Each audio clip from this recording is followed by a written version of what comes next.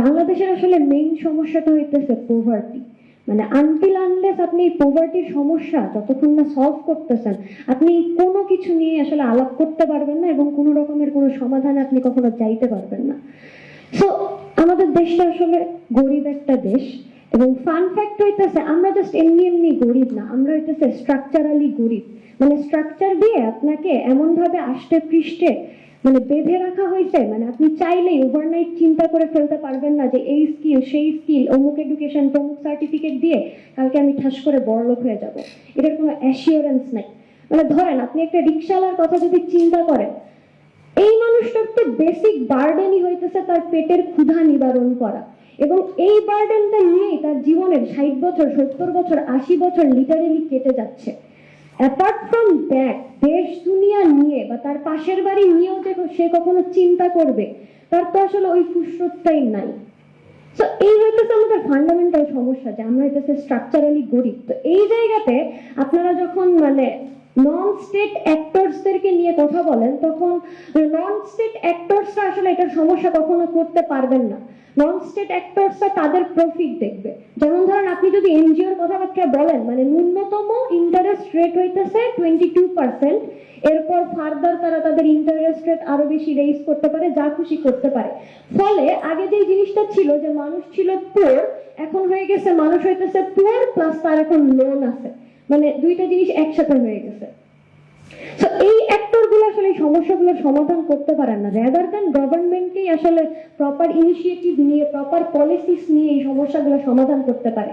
But আমাদের দেশে মানে এইরকম আসলে ইনসেন্টিভ বা এরকম সেন্টিমেন্ট গুলো দেখা যায় না। আপনি যদি আমাদের দেশের মানে ইন্ডাস্ট্রি গুলোর দিকে তাকান, আমাদের দেশে সবচেয়ে বেশি গ্লোরিফাই করি আমরা কোন ইন্ডাস্ট্রি নিয়ে? গার্মেন্টস ইন্ডাস্ট্রি নিয়ে, যেটার ফলে মানে আমরা আসলে বাইরের দেশের আর কি দাস হয়ে গেছি। আমাদের নিজের দেশের আসলে কোনো মার্কেট ডেভেলপমেন্ট হয় নাই বা কোনো কিছুই হয় নাই। মানে আমরা কন্টিনিউয়াসলি ট্যারিফ ফেস করি, আমরা ট্রেড ব্যান্স ফেস করি, আমরা লজিস্টিক্যাল হার্ডলস ফেস করি। মানে আমেরিকা যখন মন চাই সে ট্যারিফ বসায় দেয়, ইন্ডিয়ার যখন মন চাই সে স্থলবন্দর বন্ধ করে দেয়, এন্ড এর ফলে আমরা জাস্ট ভুক্তভোগী হই।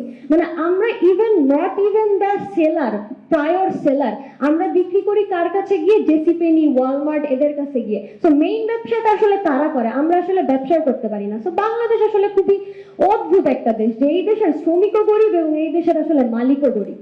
তো এই সমস্যাগুলো সমাধান করার জন্য মানে আমাদের পলিসিগুলো নিয়ে চিন্তা করতে হবে, যে আপনি যখন ধরেন আমেরিকার সাথে চুক্তি করেন, আপনি কিছু নন ডিসক্লোজার এগ্রিমেন্ট করে আসেন, ফলে যেখানে আমার দেশের গমের দরকার নাই, আমার তার কাছ থেকে গম কিনতে হইতেছে। আপনার হইতেছে আপনার ইন্ডিয়ার সাথে আপনি যখন চুক্তিগুলা করে আসেন, আপনার দেখা যাচ্ছে মানে যেটার ফলে আপনার তিস্তা ওভার ফ্লাডেড হয়ে যাবে, আপনার 5টা জেলা ভেসে যাবে।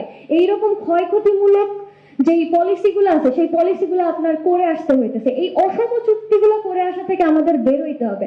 মানে ন্যাশনালাইজড ভাবে এই অসম চুক্তিগুলো করা থেকে বের হয়ে না আসতে পারলে পুরো দেশের মানে ইকোনমিক অবস্থা আসলে সচল করা পসিবল না।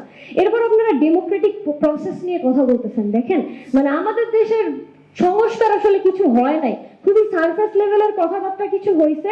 মানে এবং অন্যান্য যে স্টেক হোল্ডার্স গুলো আছে, অন্যান্য যে দলগুলো আছে, সেই দলগুলো যখন মেকানিজম জানতে চাইছে বা জানতে চাইছে যে আপনি যে জিনিসটা প্রপোজ করলেন এইটা দেখতে কেমন, এই পলিসিটা দেখতে কেমন, বা পিআর আসলে দেখতে কেমন, এইটার কোনো প্রপার মানে মেকানিজম, প্রপার ফাংশন তারা কখনোই দেখাইতে পারে না। মানে সারফেস লেভেলের কিছু কথাবার্তা, যে হ্যাঁ হ্যাঁ আমরা এইসব করতে চাইছি, বাট আসল রিফর্মস গুলা কিন্তু হয় না। আপনার এডুকেশন নিয়ে কোনো রিফর্ম নাই, অথচ আপনি মানে পুলিশের ড্রেস কি চেঞ্জ করবেন, ইউনিফর্ম কি চেঞ্জ করবেন, এটা নিয়ে আপনি ব্যস্ত। তো এইভাবে আসলে সংস্কার হয় না। মানে 1 বছর দেশের মানুষ বলছে যে আমরা একটু দেখি আমরা একটু ভরসা করি, মানে আলটিমেটলি মানে we are at the zero, আমরা আসলে কিছুই করে উঠতে পারি নাই। থার্ড অফ অল, আমরা যদি আসলে হেলথ এন্ড এনভায়রনমেন্ট নিয়ে কথা বলতে চাই, মানে দেখেন হেলথ নিয়ে কথা বলতে গেলে শুরুতেই আমার মাথায় যেটা আসে সেটা হচ্ছে হেলথের বাজেট। মানে আপনার দেশে অ্যাডমিনিস্ট্রেশনের বাজেট দেওয়া হয় 7 থেকে 8 লাখ কোটি টাকা, সেই জায়গায় হেলথের বাজেট মুক্তিযুদ্ধ বিষয়ক মন্ত্রণালয়ের বাজেটের থেকেও মেবি কম বা তার আশেপাশে। মানে এত ভয়াবহ অবস্থা। অথচ আপনি বাংলাদেশের কথা চিন্তা করেন, এখানে আমরা যতজন মানুষ বসে আছি, আমাদের প্রত্যেকের বাসায় একটা না একটা রুগী কিন্তু আছে। সো এই সমস্যাটা আসলে ইউনিভার্সাল সমস্যা, তো হেলথ নিয়ে অবহেলা করার কিছু নাই। লাস্টলি 30 সেকেন্ডসে আরেকটা কথা বলবো, এনভায়রনমেন্ট নিয়ে। দেখেন আমাদের রিসোর্স কিন্তু লিমিটেড, সো হ্যাপাজার্ডলি মন চাইছে ডেভেলপমেন্ট করে দিব, এটা আসলে আমরা চাইলেও করতে পারবো না, যেহেতু ন্যাচারাল রিসোর্সেস লিমিটেড। এই যে উদ্যানে মানে হ্যাপাজার্ডলি ডেভেলপমেন্ট হইতেছে, বাট আপনার তো আশেপাশে এরকম বনায়ন বা এরকম গাছপালা সমৃদ্ধ এলাকা তো আর নাই। সো এই জায়গাগুলো নিয়ে আসলে চিন্তা করতে হবে। লাস্টলি বাংলাদেশের আসলে অর্থনৈতিক অবস্থা এবং প্রত্যেকটা ইন্ডিভিজুয়ালের অর্থনৈতিক অবস্থা যতক্ষণ না পর্যন্ত ডেভেলপ হইতেছে, ততক্ষণ পর্যন্ত আপনি এক্সপেক্ট করতে পারেন না যে এই সব মানুষগুলা টুয়ার্ডস দ্য ফিউচার র্যালি করবে বা টুয়ার্ডস দ্য ফিউচার খুব সুন্দর আলাপ করবে বা দেশের উন্নয়নে খুব বেশি ভূমিকা রাখবে। So thank you.